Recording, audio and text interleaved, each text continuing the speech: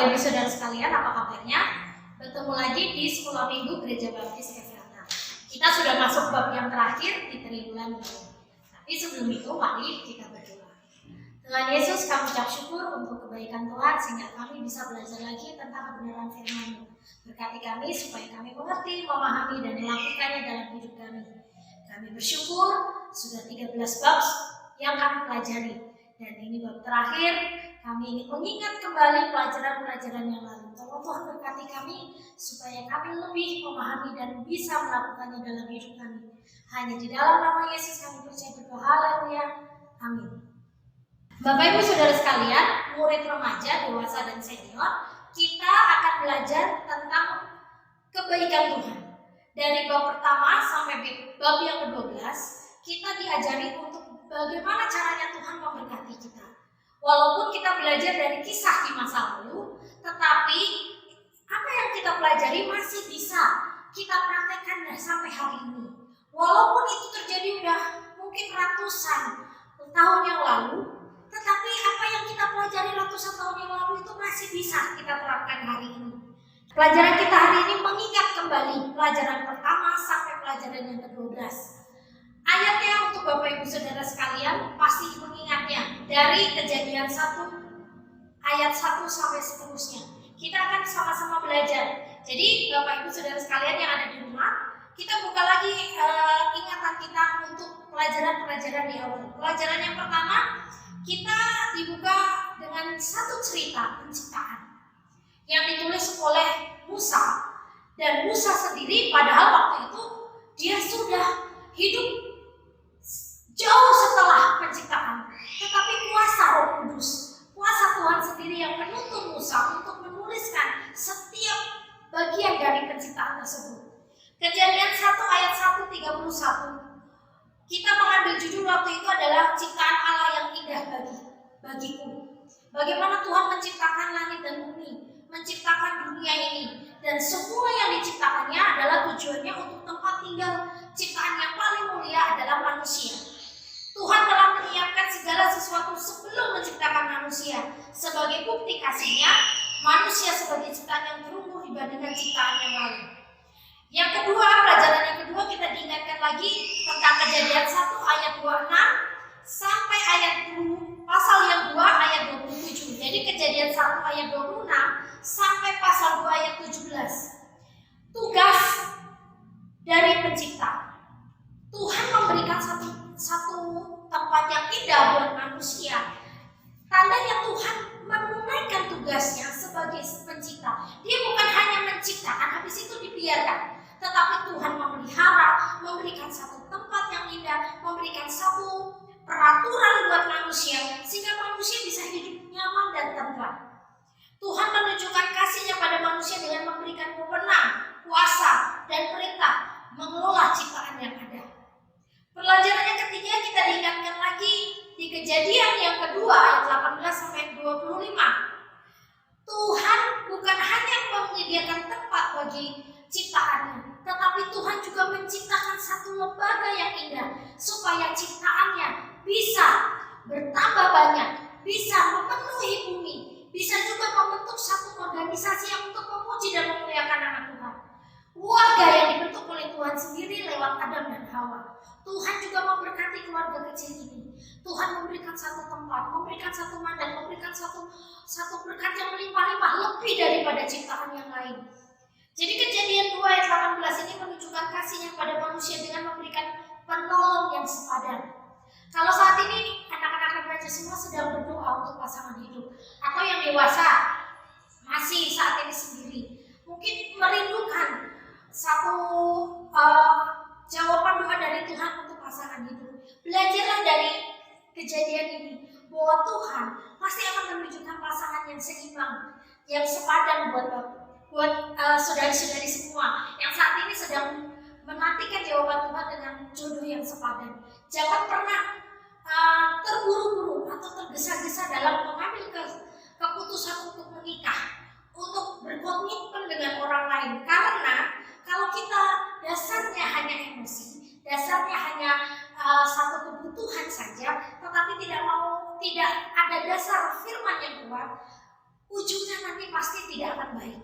Jadi belajar firman Tuhan yang dari kita buku yang pertama itu bukan hanya untuk yang senior saja, tetapi untuk remaja dan dewasa pun, buat semua kalangan, baik yang belum menikah maupun sudah menikah, atau yang mau menikah, atau saat ini sedangkan saya masih kecil. Kenapa tidak untuk belajar tentang pasangan yang sepadan? Kita belajar dari ini. Pelajaran yang selanjutnya, pelajaran yang keempat, Tuhan berbicara di Kejadian 3 ayat 1-14. Tuhan mengasihi orang berdosa. Saat Adam dan Hawa jatuh dalam dosa, apa yang Tuhan lakukan? Tuhan masih menghampiri orang yang berdosa. Tuhan masih mencari orang yang berdosa. Dan Tuhan masih memberikan solusi bagi orang berdosa.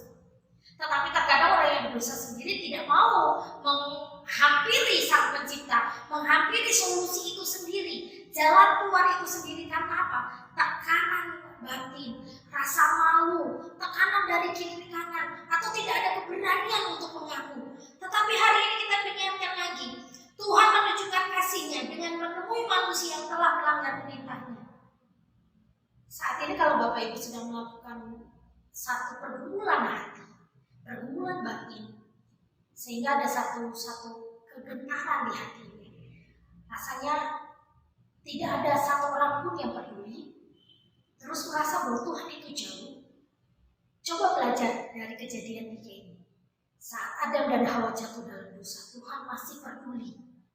Allah mengerti, Allah peduli, Allah memperbaiki dan memulihkan.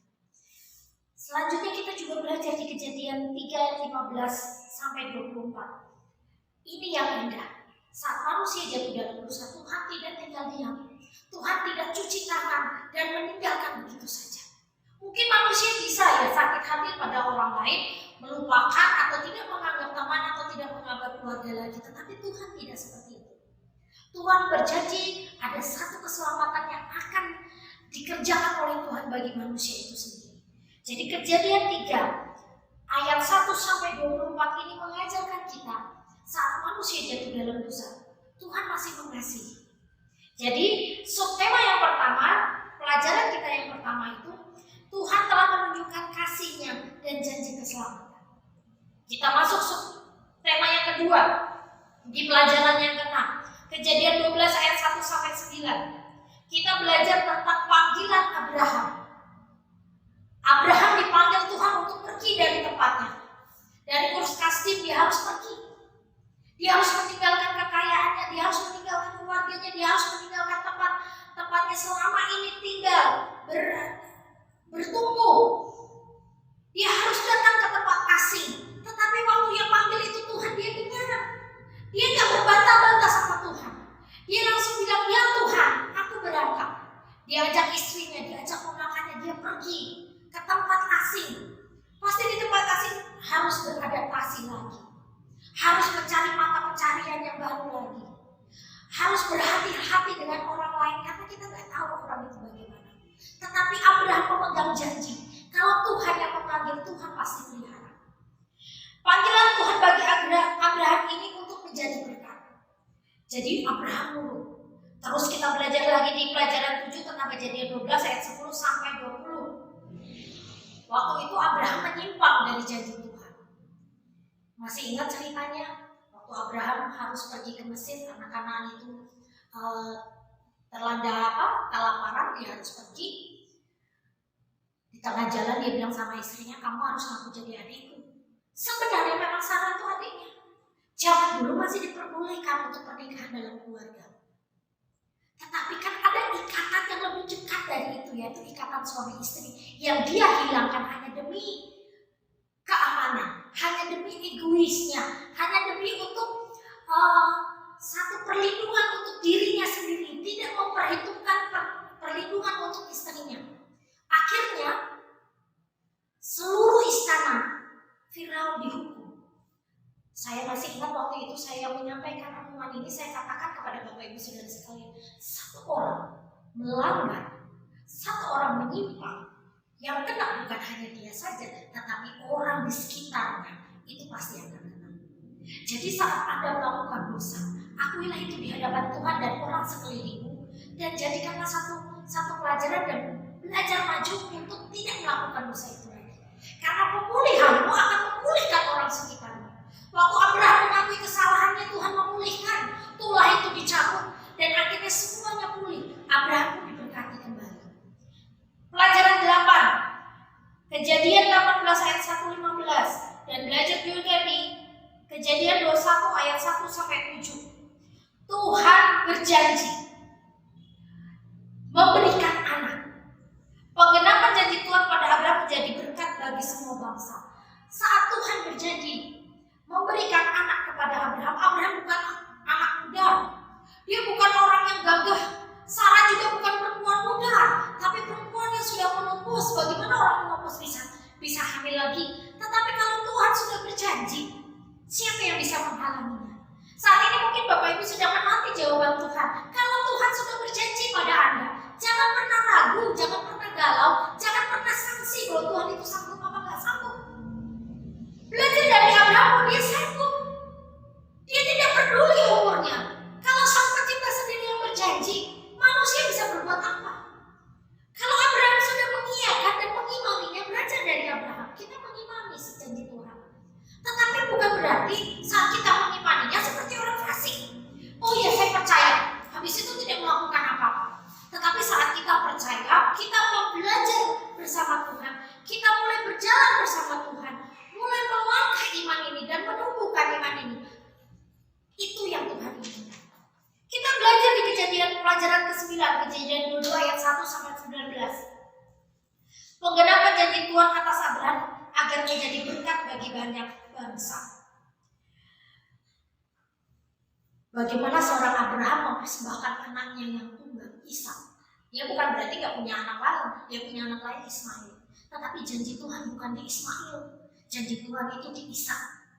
Tuhan menguji imannya Abraham. Tetapi saat iman Abraham diuji, dia muncul seperti emas. Dia kuat, bukan berarti dia gak perih hatinya, membawa anaknya sendiri ke gunung, mempersembahkan anaknya sendiri. Masih ingat pelajaran itu, saya memberikan satu video, memberikan ilustrasi bagaimana Abraham membawa anaknya sendiri ke gunung.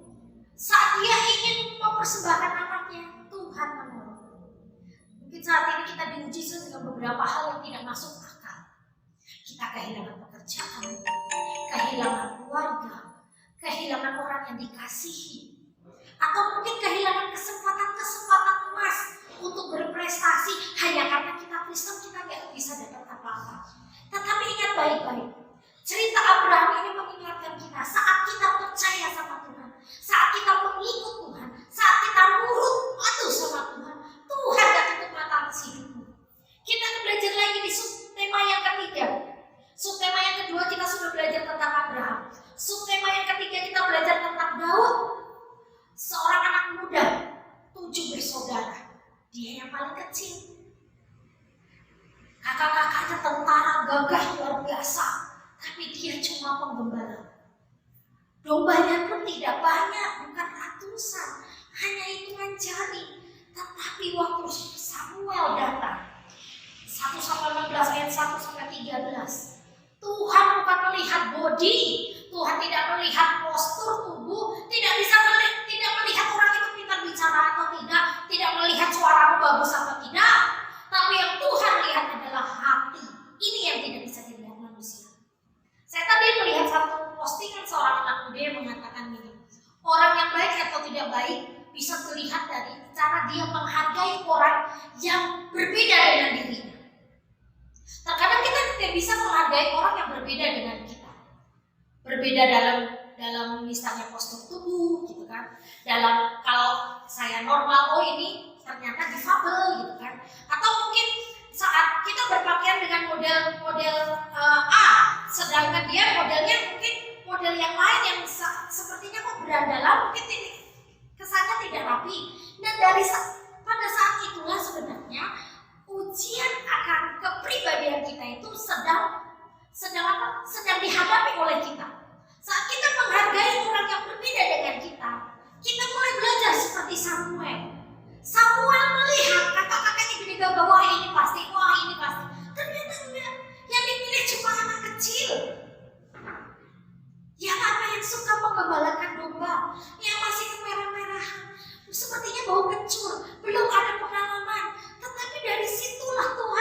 dari Samuel, jangan pernah melihat seseorang, kemampuan seseorang hanya karena fact atau casing. Makanya ada bahasa Inggris yang mengatakan don't just book with the cover. Mungkin nggak tahu nih, logatnya saya logat Jawa Pedok, jadi nggak begitu bagus. Tapi jangan pernah melihat orang dari covernya. Dulu saya masih ingat waktu pendeta bicara gini, kalau orang yang di pinggir jalan itu dipakein baju bagus, dikasih minyak wangi, penampilannya rapi, orang nggak ngerti kalau dia sebenarnya adalah orang yang biasa di pinggir jalan. Jadi penampilan itu menipu. Pelajaran kita waktu itu adalah Tuhan melihat hati, bukan melihat fisik.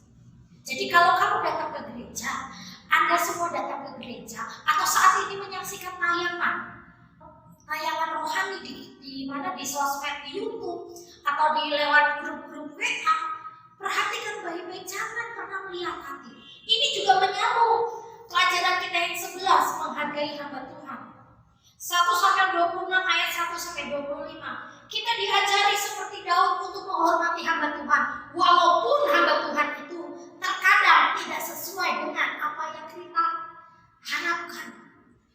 Mungkin kriteria seseorang ini harus pendidikannya tinggi, harus khotbahnya bagus, khotbahnya berapi-api, pendalaman Alkitabnya harus dalam, seperti pendeta A, pendeta B, pendeta C.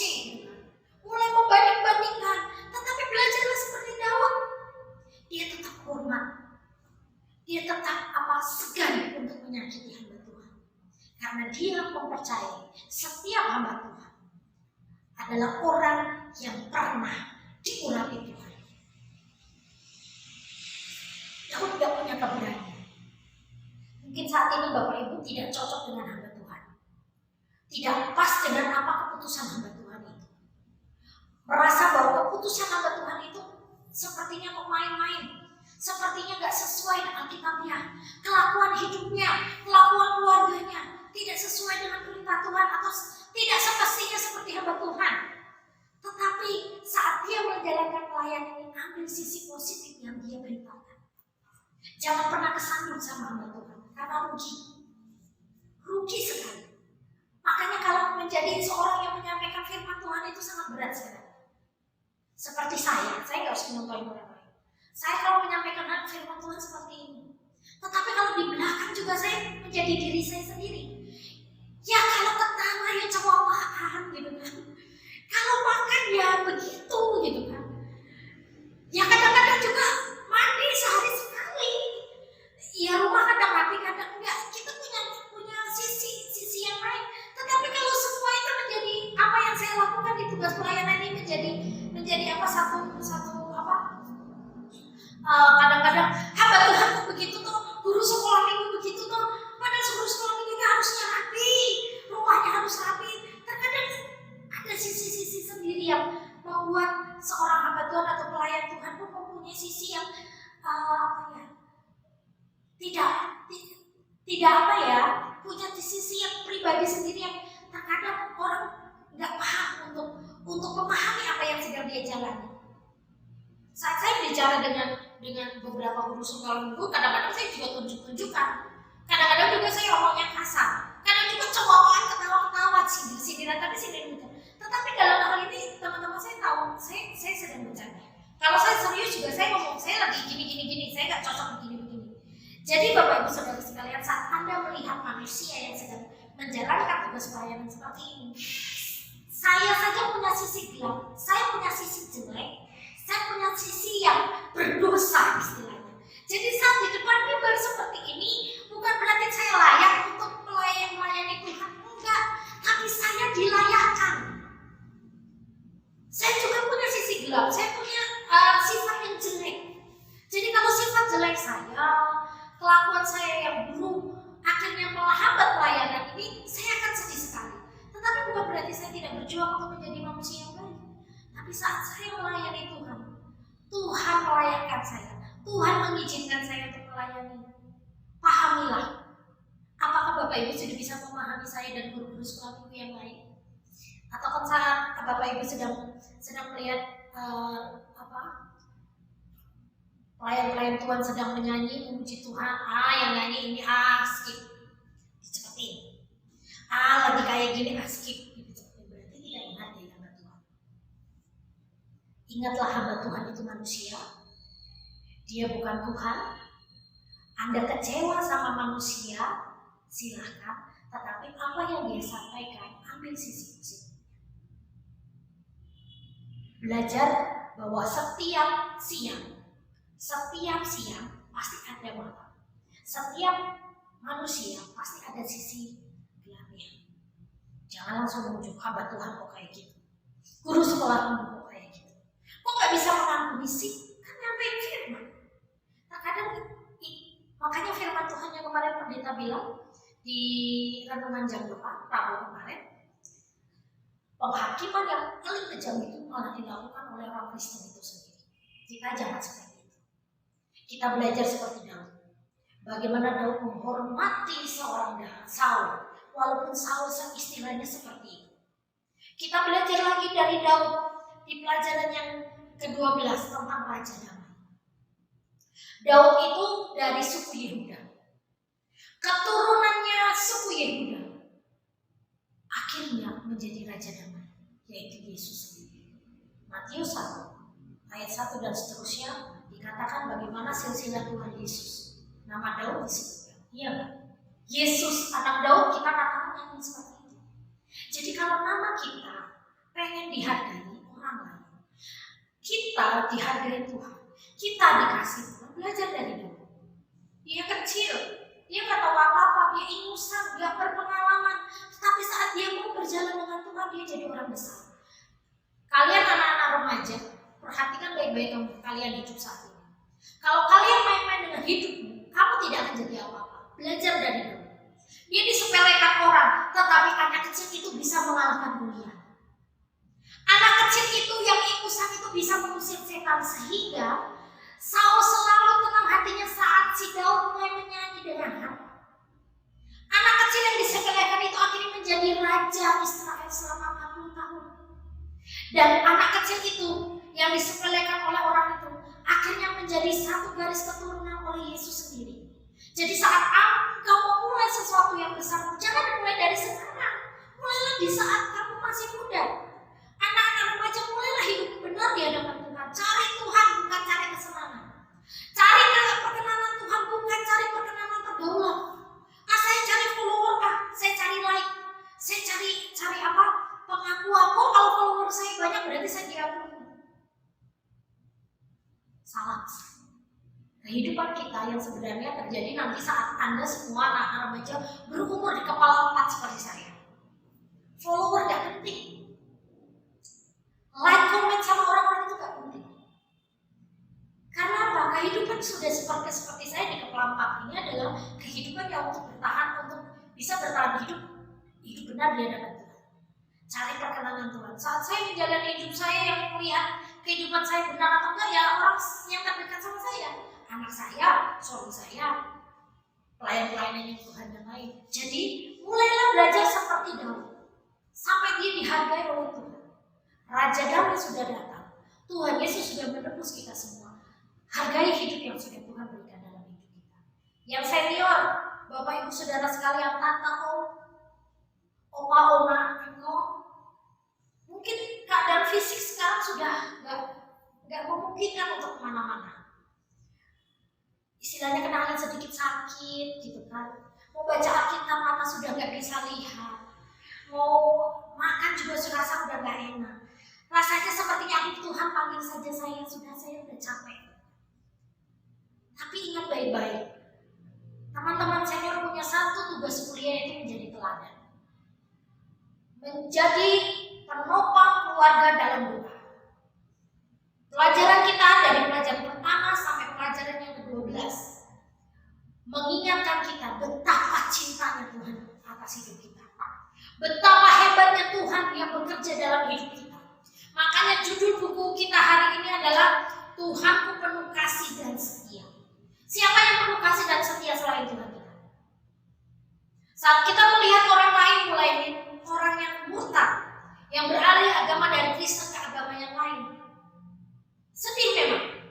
Tetapi kita jangan terlalu down sekali, berarti dia gak cinta sama Tuhan. Karena orang yang cinta sama Tuhan tidak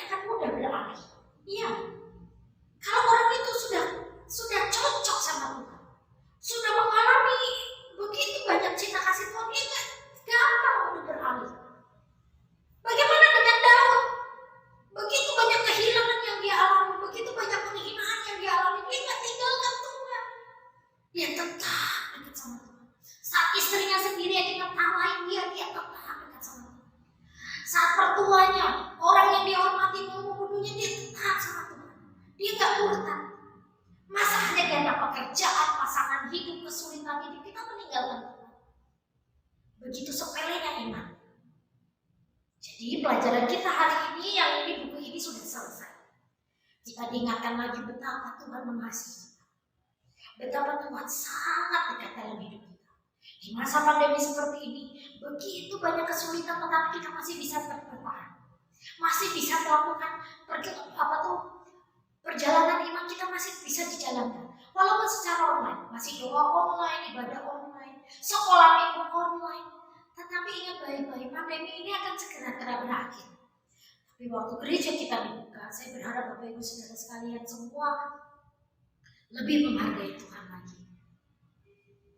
Waktu gereja ditutup pintunya, bukankah rumah kita dibuka untuk pelayanan? Nama Tuhan lebih diperdengarkan lagi setiap keluarga-keluarga Kristen. Jadi hari ini Bapak Ibu Saudara sekalian, tetapkan imanmu, jangan goyah, perhatikan baik-baik bagaimana caranya kita hidup hari ini. Mulailah terus teguh di dalam Tuhan, jangan pernah menyerah. Mari kita tutup Alkitab kita dalam doa. Oh iya, satu ayat yang ingin saya bacakan kepada Bapak Ibu Saudara sekalian yang indah adalah Roma 15 ayat 4 mengatakan, segala sesuatu yang dituliskan dahulu telah ditulis untuk menjadi pelajaran bagi kita, supaya kita teguh berpegang pada pengharapan oleh ketekunan dan penghiburan dari kitab suci. Mari kita berdoa. Tuhan, kami ucap syukur untuk pelajaran yang pertama sampai pelajaran hari ini ke-13. Kami diingatkan kembali begitu baiknya Tuhan dalam hidup kami. Kami percaya Tuhan memberkati kami dari hari lepas hari. Berkati murid, remaja, dewasa, dan senior. Berikan kesehatan, kekuatan, dan penghiburan. Tuhan yang memberikan penghiburan bagi yang sedih, kekuatan bagi yang lemah, kesehatan bagi yang kurang, yang sakit, dan Tuhan yang memberikan terus-menerus hati yang melimpah dengan syukur dalam segala keadaan. Kami ucap syukur untuk kebaikan Tuhan, karena buku kami yang pertama ini belum selesai. Berkati kami untuk bisa belajar di buku yang baru. Kami mohon Tuhan menuntut kami dan memberkati kami. Hanya di dalam nama Yesus kami percaya berdoa. Haleluya, amin. Selamat pagi, Tuhan Yesus memberkati.